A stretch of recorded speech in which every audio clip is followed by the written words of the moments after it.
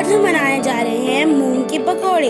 Hope you all like it. Let's get started. आज हम बनाएंगे मूंग दाल के पकोड़े।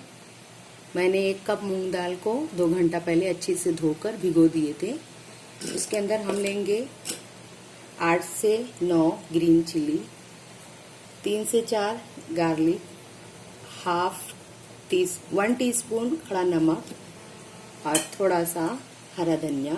इन तमाम चीज़ों को हम ग्राइंड कर लिया है। उसमें हम 1 प्याज बारीक कटी हुई मिक्स करेंगे, 1/2 टीस्पून अजवाइन, 1 टीस्पून। इन तमाम चीज़ों को मिक्स करेंगे। तलने के लिए पहले ही रख दिए थे। अब हम पकोड़े तलेंगे। नमक और हरी मिर्च आप अपने टेस्ट के हिसाब से रखिएगा।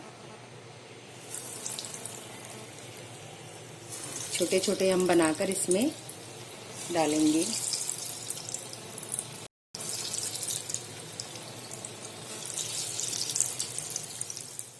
पकोड़े रेडी हो गए हैं। अब हम इसे निकाल रहे हैं।